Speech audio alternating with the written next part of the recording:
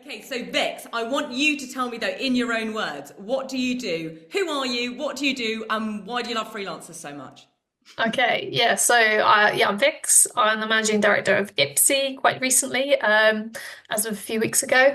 And yeah, everything IPSI does is about celebrating self-employed people because they're a massive part of the UK economy. They're often unnoticed or unloved. And for us, the economy actually just couldn't exist without freelance talent. So we're here to kind of have that voice for them, shout about the amazing work they do, but then also because it's quite hard working for yourself, you often need that one person or resource that you can come to and sort of trust. And that's what we try and be. So whatever your questions are or your gap in your knowledge, essentially come to IPSI and hopefully we've got the answer for you. And for me, I love it. I get out of bed every day and I love what I do. I love working with self-employed people. They're incredibly passionate, exciting individuals, and it makes every day rewarding for working at IPSI. So I find it very exciting, and hopefully we want more and more people to go into self-employment.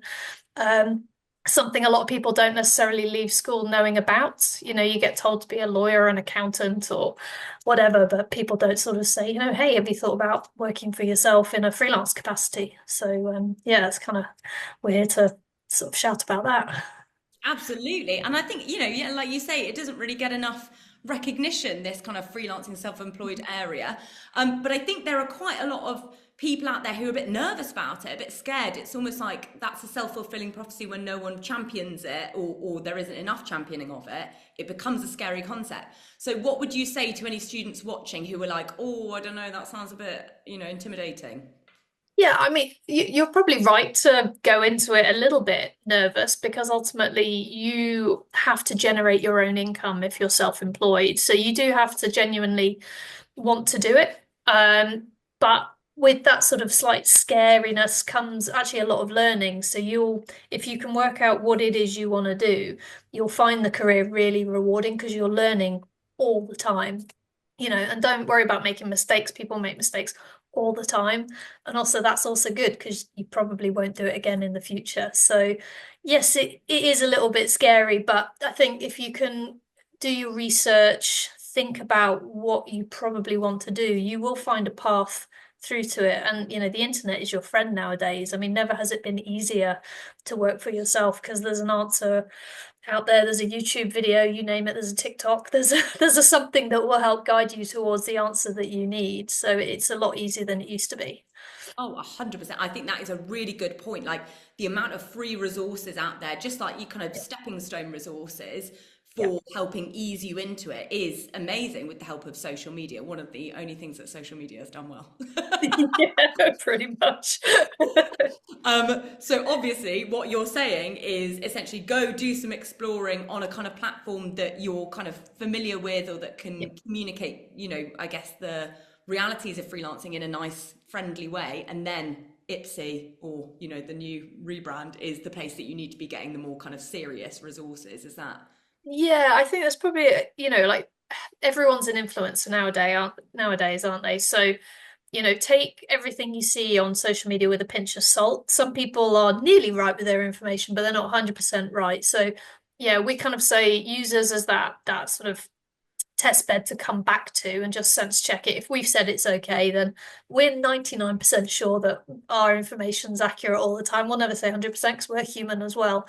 But yeah, we're kind of that sort of flagpole to be like, this is probably what it should be.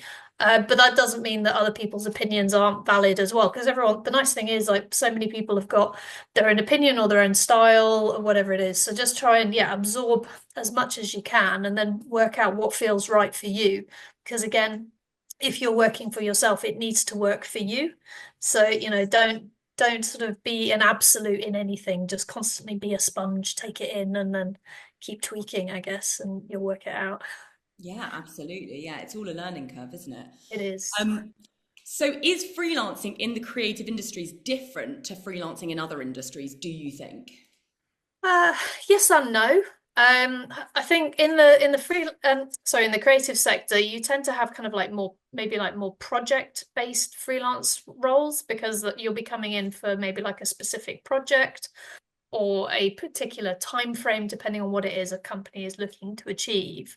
Um, and I think from what we've seen, the creative sector tends to have quite a lot of fluctuating demand. Again, depending on what's going on in the economy, will often depend whether they're hiring more freelancers or less. And there's really high competition in this sector compared to potentially some other sectors.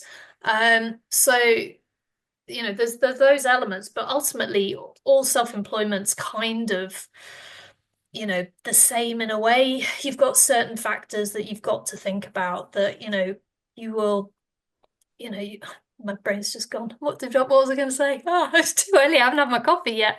No, it's okay. I've had too much coffee, so we are on opposite ends of the spectrum. Creative sector, yeah. But ultimately, no matter what sector you work in, you need to think about the same kind of things, which is, are you going to be earning enough money to pay your bills or, to build up some savings?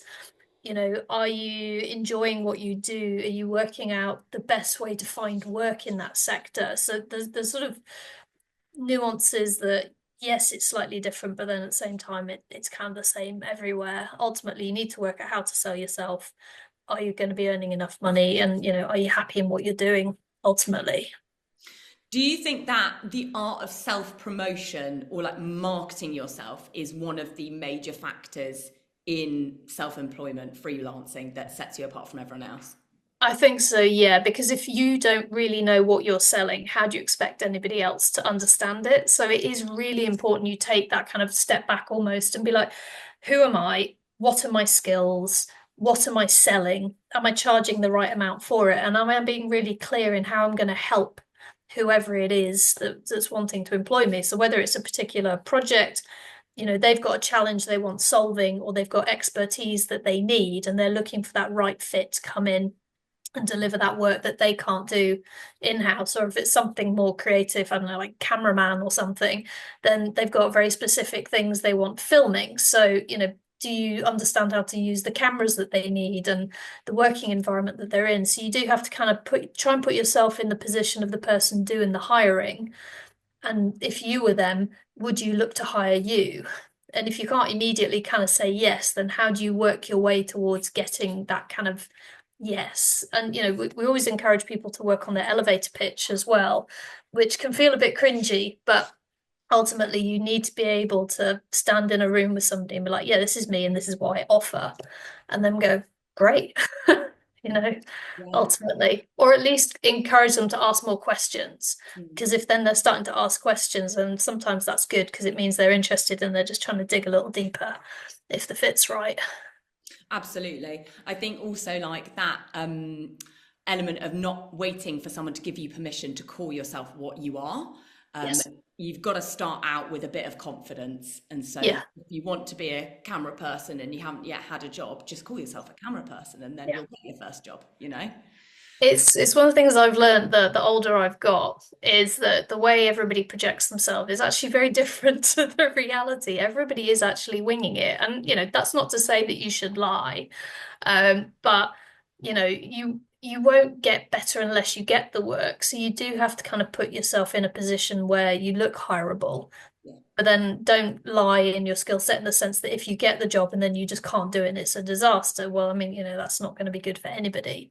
But try and sort of practice, build up your skill set. If there's a particular area you like, see if you can dabble in it, maybe as like a side hustle or something first, and just kind of test the waters and get an understanding of how it works. And then when you're looking to become, either part-time or full-time, you've got a bit more confidence, and you just understand how things go, because every sector's very similar and then every sector's very different as well. But at Mm. the end, you're dealing with people at the end of the day, and most people are really nice. And also just ask questions as well. If you're really unsure, most people are really happy to do a 5-minute phone call and be like, yeah, I'll give you some more clarity on what I'm asking for, because they want to get it right too. No, totally. I think never underestimate offering to take someone out for coffee, how many people will be up for doing that for a free coffee. Absolutely. That's Absolutely. an easy way to hire young people. Um, Yeah. Vix, that is actually all we've got time for. I just want to say thank you so much